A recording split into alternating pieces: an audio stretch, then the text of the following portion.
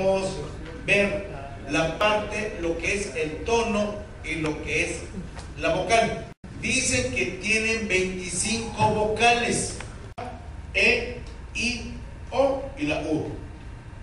Ahora, después puede manejar la A glotalizada, la E glotalizada, la I, la O y la U glotalizadas. Los puede colocar. También puede colocar aquí las vocales rearticuladas que le llamamos AA, EE, II, OO y UU. ¿Sí? Ahora, estas son las vocales que tenemos en maya. Sin embargo, tenemos doble vocal, doble A, doble E, doble I y hasta la U. Y tenemos con tono alto. Lo están considerando, fíjense bien, allá son vocales y estos también lo están considerando como vocales. Sumados así, tenemos 25 vocales. El asunto está ocurriendo es en que vocales largas con tono bajo. Fíjate cómo lo estamos llamando: vocales largas con tono bajo y vocales largas con tono alto. Ahora sí, vamos a la parte alta del cuadro. Quise primero contextualizar para ahora hacia dónde vamos a ir. Tenemos la palabra chac. Tenemos la palabra chac. Y luego tenemos la palabra chac. Chac, en realidad lo que estamos anotando es el tono. Vamos a pensar que va al revés, ¿sí? Que el tono bajo aquí es chac, y cuando es tono bajo se dice chac, como si fuera la tilde fuera al revés.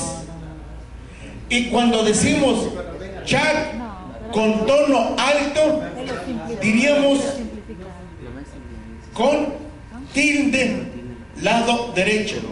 La tilde, ¿qué significa? La tilde significa tono, ¿sí? Significa tono. La tilde significa tono. Y ahora, esto pudo haber sido una manera de representar. Sigue siendo la A más una tilde que significa tono bajo, y la tilde inclinada hacia la derecha significa tono alto. ¿Qué decidimos en el 84? En el 84 lo que decidimos es que chac está aquí, chac, el tono bajo, dijimos, le vamos a poner chac, aquí está chac, el tono bajo lo vamos a poner vamos a duplicar la vocal, pero sin tilde. Y para el tono alto vamos a poner otra vez la A de chac, pero volvemos a repetir la vocal y le vamos a poner tilde alto para el tono alto. En realidad, esta A con tilde y esta A sin tilde es tono, no es alargamiento de vocal. Es tono lo que tienen ahí, lo que están representando. Para manera de explicarlo, ustedes dijeron vocales largas con tono bajo, vocales largas con tono alto. Pero en realidad, esta A con tilde significa, o lo están representando como tono alto, y como tono bajo. Esto mismo se pudo haber resuelto de otra manera. No quiero decir que es esta, no. Únicamente es ejemplo nada más para poder explicarme y explicarles a ustedes del fenómeno que tenemos aquí. Si regresáramos a la lista de las letras acá, En realidad, ese doble vocal y la doble vocal con tilde es tono, ¿sí? Es tono, no es otro tipo de vocal. Esto causa ruido porque decir, entonces de 25 vocales no tenemos 25 vocales, lo que tenemos son 15 vocales y esos dobles es representación del tono, ¿sí? Esta es nos mueve el esquema para decir qué es lo que va a pasar. Es que nos hemos venido acostumbrando a trabajar así. Lo que les quiero decir es que no se va a cambiar la doble vocal ni se va a cambiar la vocal con tilde, no se va a cambiar. Lo que habría que precisar es la regla, ¿sí? Si eso se queda en vocales, pues diríamos, tenemos 25 vocales, con toda esa aclaración. Pero si lo reconocemos como tono, se tendría que ir al apartado de tono, entonces ya no tendríamos 25 vocales, tendríamos 15 vocales, y eso, la doble vocal, se va en el segundo apartado, en donde se trabaja los signos ortográficos. Ahí es donde está la parte del tono. Esos son como decisiones que ustedes tienen que tomar en algún momento.